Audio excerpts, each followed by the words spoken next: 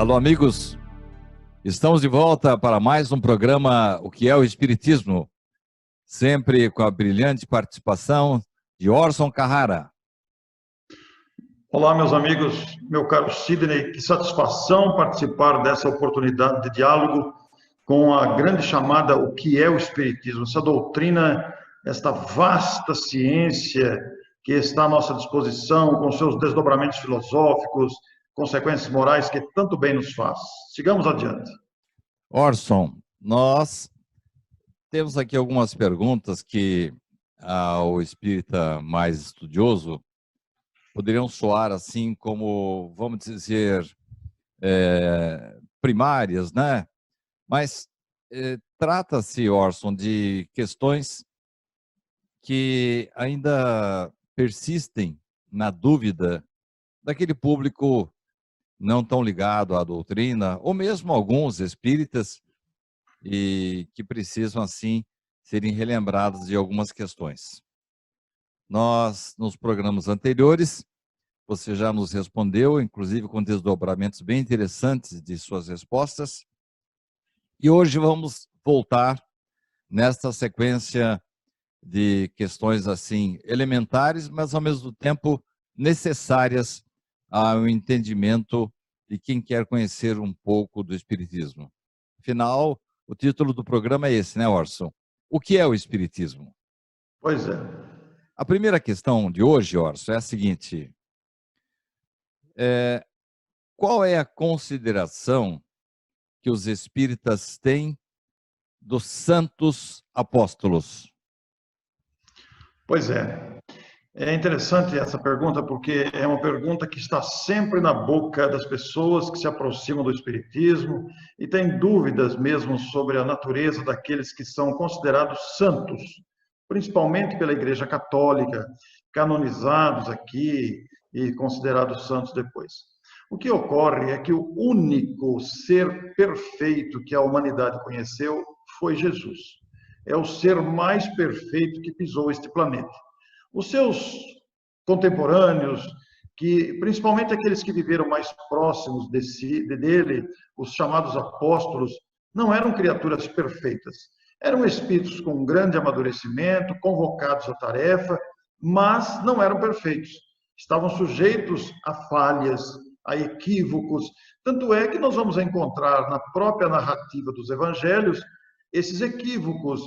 Pedro, por exemplo, de uma personalidade arredia, rebelde.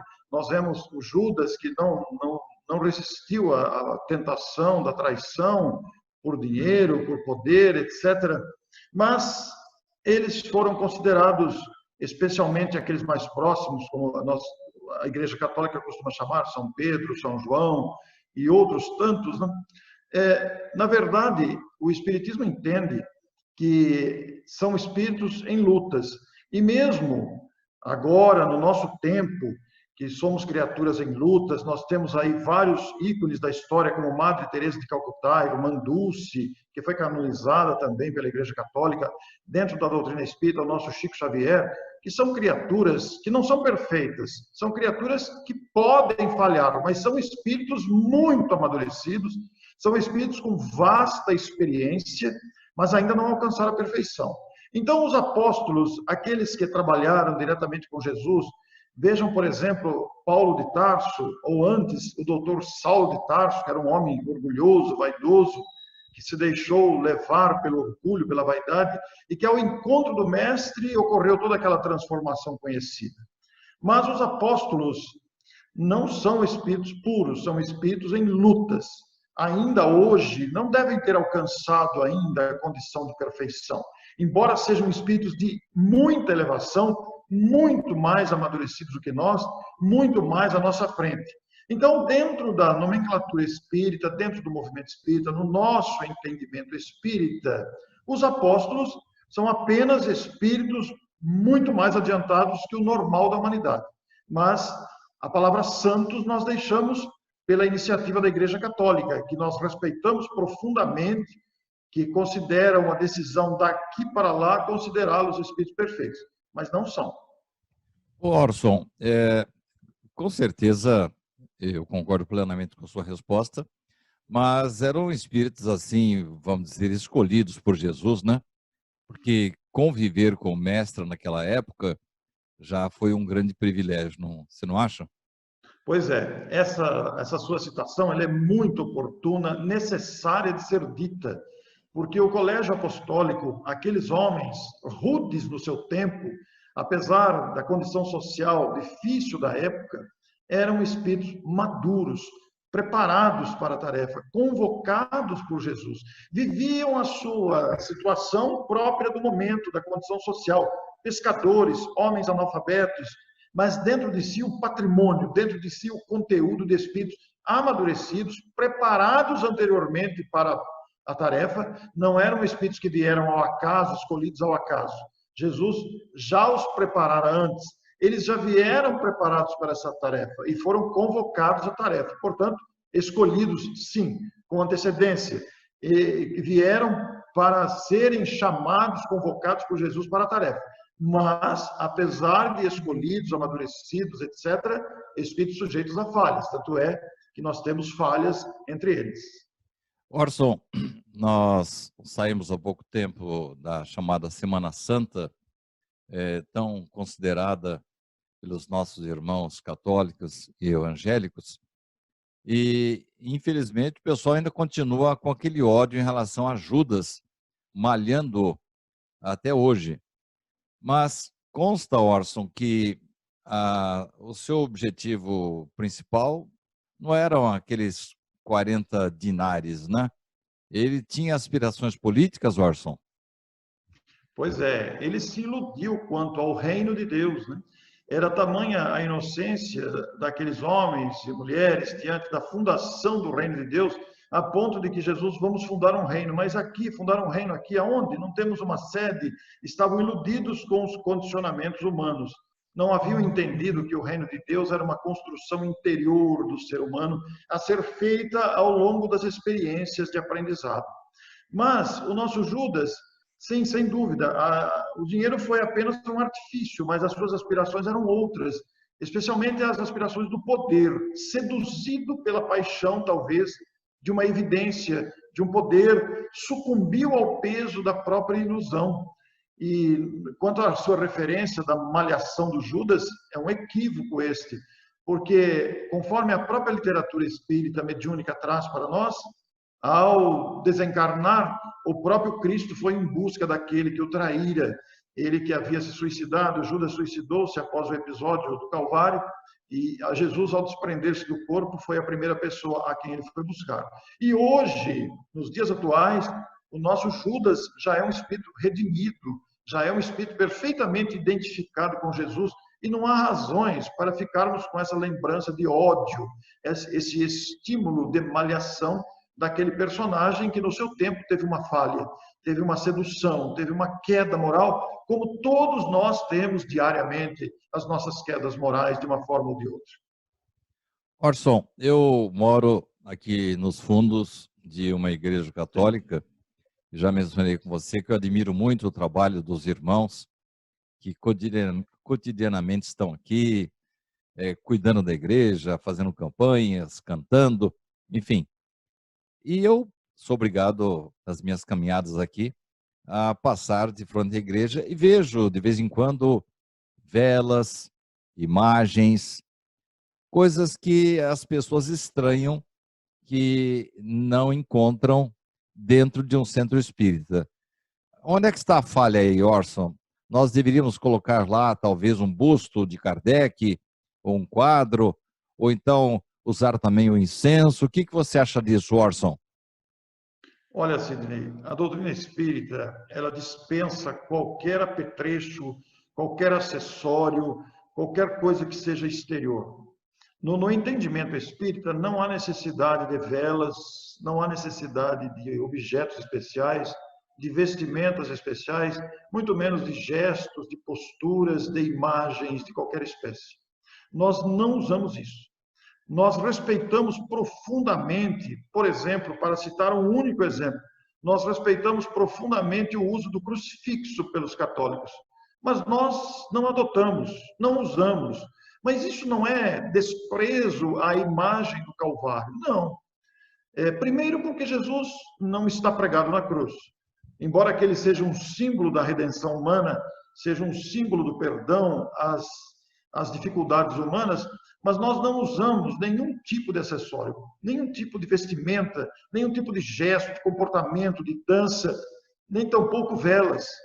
Por exemplo, em velórios de espíritas, por exemplo, nós dispensamos o uso de velas, de crucifixos, porque entendemos, no nosso entender, embora respeitemos essa prática profundamente das outras religiões.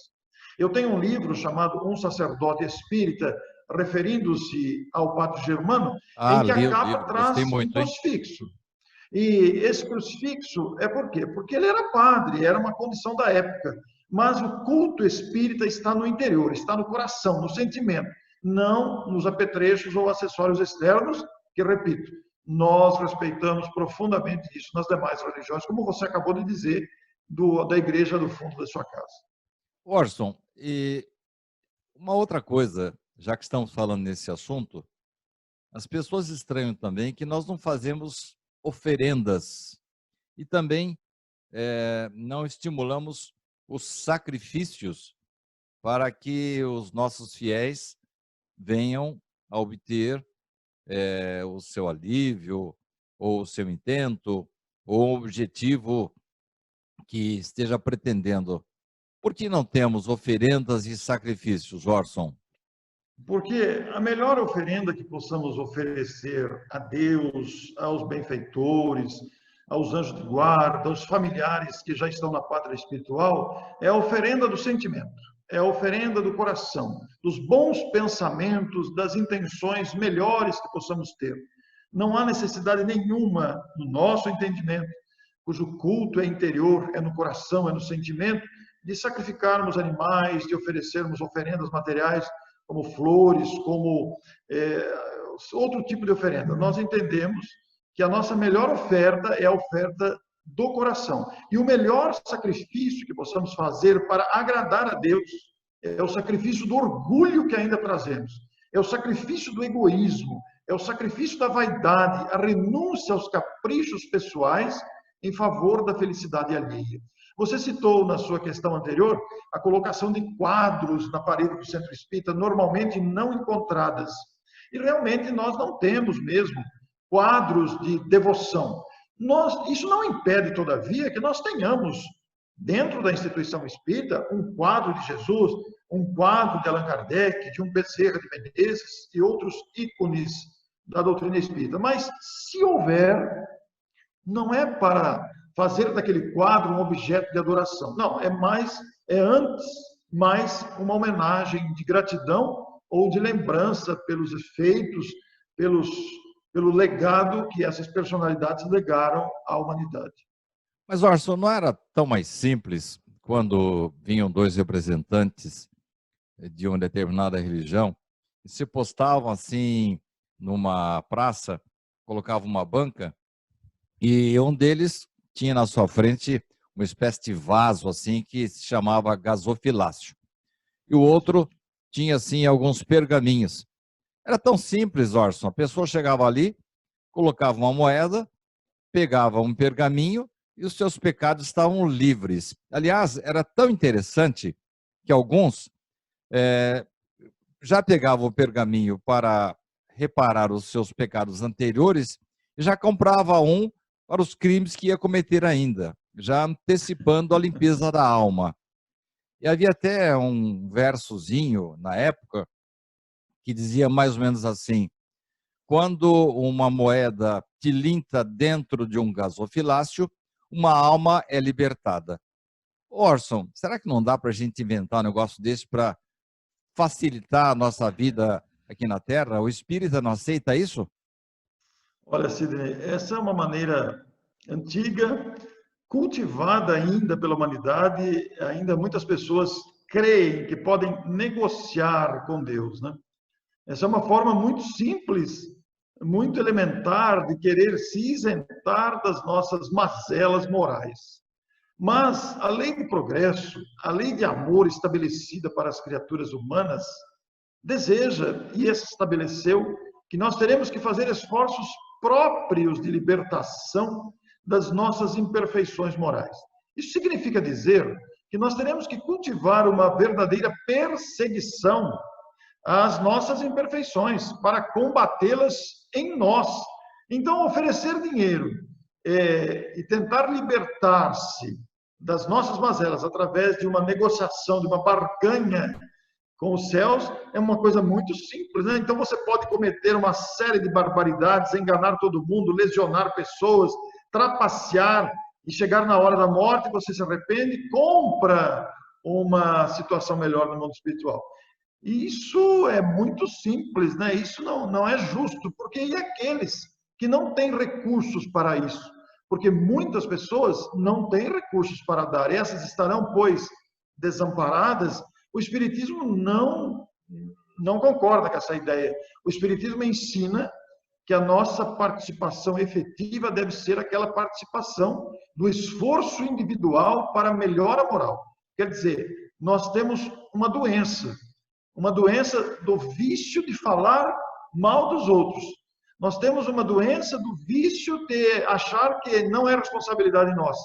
Mas nós temos que assumir as responsabilidades e combater os vícios que estão em nós para nos libertarmos e merecermos aquela paz, aquela felicidade que desejamos. Orson, você me colocou numa situação difícil, que eu estava com uma esperança danada que você encontrasse aí, me oferecesse aí uma saída mais fácil para resolver os meus problemas aí com a espiritualidade. Agora, eu acho que vou colocar você numa saia justa agora. Nós vimos já em várias situações, André Luiz citando que espíritos de, assim, alta envergadura conseguem interceder em favor de outros.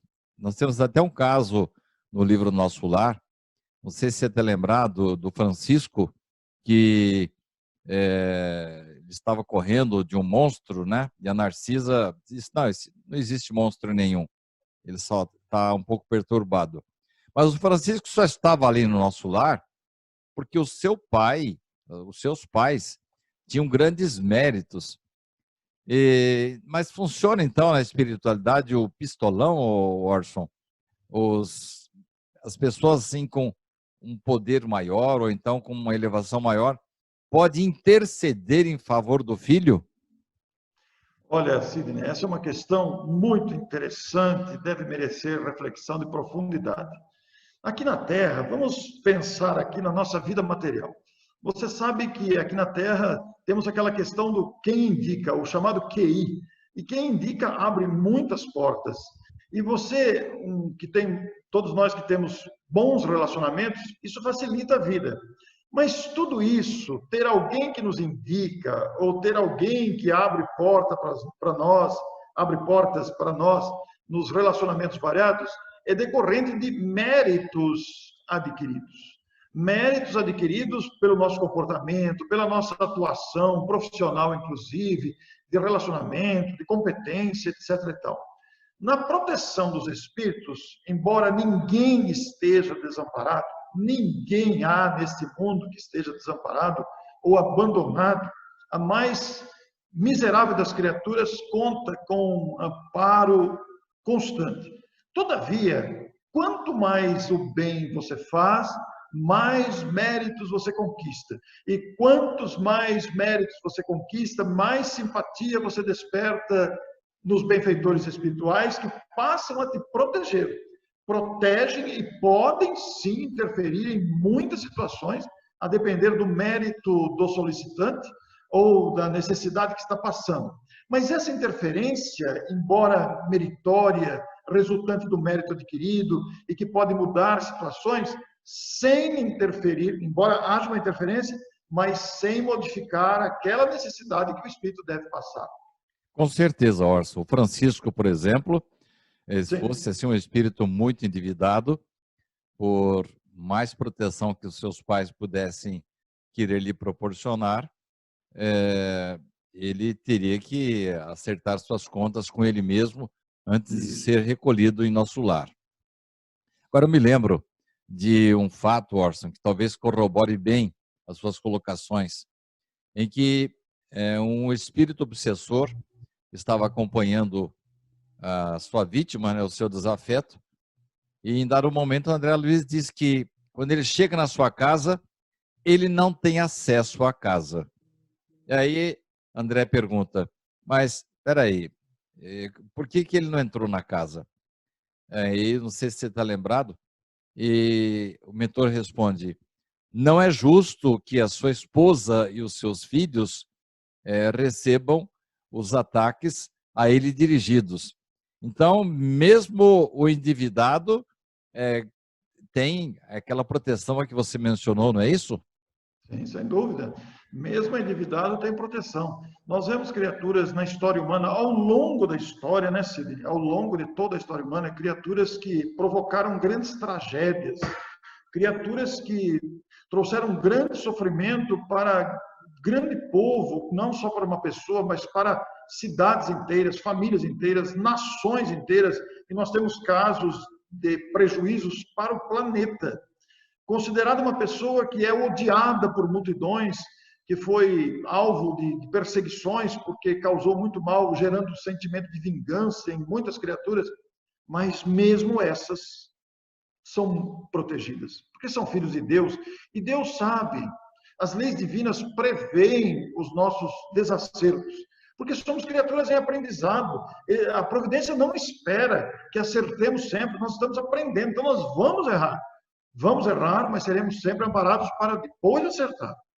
Eu acompanhei há poucos dias o depoimento de um médico que lá no Rio de Janeiro ele presta assistência para uma casa assistencial também, em que entrou uma moça, ela estava dentro de numa cadeira de rodas e naquele exato momento um espírito estava se comunicando e comentou para o médico mais ou menos assim: olha lá, nós estivemos com ela também, fizemos as nossas artes lá no período da Inquisição.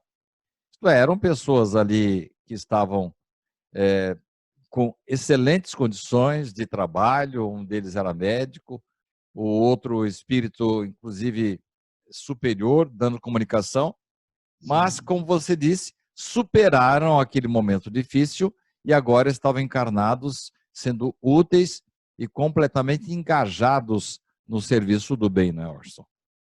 Isso mostra, Sidney, a misericórdia de Deus para com os seus filhos. Porque, através da lei da reencarnação, nós temos a oportunidade, além da continuidade do progresso, que é a finalidade da reencarnação, para que as criaturas possamos aprender e nos desenvolver intelecto, moralmente, psicológica, emocionalmente, mas também podemos reparar os equívocos. A reencarnação oferece essa oportunidade também, incluída na sua programação. Então, às vezes, pessoas que erraram muito, que provocaram muitas tragédias, que trouxeram muitos prejuízos para outras pessoas e até a si mesmos, têm a oportunidade posterior, continuada, de reparar. E essa reparação nem sempre será com sofrimento. Essa reparação poderá ser feita com trabalho em favor do próximo. As circunstâncias são muito diferentes. As leis de Deus têm mecanismos inimagináveis, porque Deus tem caminhos que a gente nem imagina. Então, sempre teremos a oportunidade de reparar o próprio caminho. Orson, vamos voltar um pouquinho, nós desviamos um pouco o assunto, eu quero voltar àquela questão verdade. lá, voltar à questão aí dos auxílios, né? Você falou que não dá para resolver esse assunto com oferendas, com sacrifícios. Não dá para comprar um pergaminho para resolver minha vida. Então, Orson, me diga uma coisa, como é que eu faço então para rogar o auxílio da divindade para a minha vida? Pois é, Sidney. Essa pergunta é muito pertinente, porque embora nós, os espíritas, não utilizemos de artifícios materiais, de oferendas, de objetos ou sacrifícios de animais para agradar ou para pedir proteção aos céus, à divindade, isso não quer dizer que essas pessoas que ofereçam sacrifícios, que ofereçam objetos materiais, não estejam sendo atendidas ou protegidas, porque o que vale em tudo é o sentimento. Apesar da pessoa estar utilizando-se de objetos e de sacrifícios, de oferendas, ela traz consigo também o seu sentimento de fé. E isso é levado em conta. É sempre o sentimento que prevalece sobre circunstâncias externas. Mas rogar o auxílio, todos nós podemos fazer. Deus não olha se nós estamos usando crucifixos ou não. Deus não vai olhar se estamos ofertando objetos ou sacrifícios para agradar. O que vai chegar a Deus é o sentimento de confiança, é a busca da proteção divina. E isso se faz através da oração. A oração, ela é a expansão do sentimento em busca da divindade, é a manifestação pura da fé, que se manifesta de maneiras tão diversas nas diferentes postagens religiosas, nas diferentes interpretações. Então, não é pelo número de palavras que façamos a prece, não é pela forma como façamos, mas o que prevalece é o sentimento de fé, que nós vamos dirigir através da prática dessa busca. Então, esta fé pode se manifestar de variadas formas, mas o que prevalece sempre é o sentimento, porque somos filhos de Deus e ninguém precisa de intermediários para falar com Deus. Todos nós podemos nos dirigir ao Pai, somos seus filhos e Deus ouve a sinceridade do nosso coração. E às vezes as coisas se resolvem de uma maneira tão natural, Sim. a gente faz oração e tem a impressão de que não fomos atendidos, mas depois a gente esquece do assunto e quando a gente faz uma reflexão, nossa, aquele problema lá foi resolvido de uma maneira tão natural, né? E não precisou de nenhum milagre e nenhum outro artifício para isso, né, Orson? Mesmo porque, Sidney, as respostas de Deus não são conforme a gente quer, e nem no nosso tempo.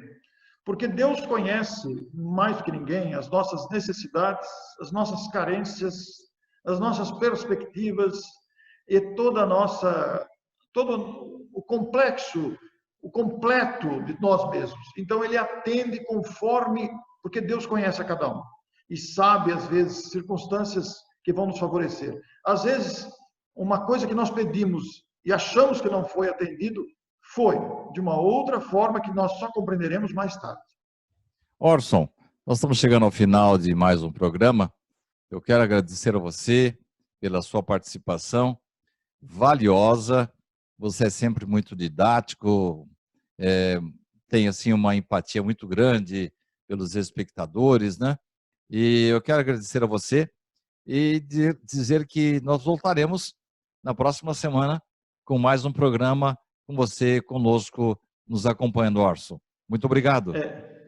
Eu que agradeço a oportunidade. O que é o Espiritismo? Uma pergunta muito ampla, cabe muita coisa dentro dessa pergunta, porque abre desdobramentos especiais. E eu quero agradecer pela oportunidade, essa oportunidade de falar com você, de falar com o público, de fazer com que o Espiritismo beneficie as pessoas. Esse é o nosso objetivo, né, Sidney? Muito obrigado. Então, eu agradeço aos nossos queridos espectadores que estão nos vendo, nos acompanhando, nos ouvindo, e dizer que ficamos muito felizes com a sua audiência e dizer que na próxima semana nós estaremos de volta. Até lá!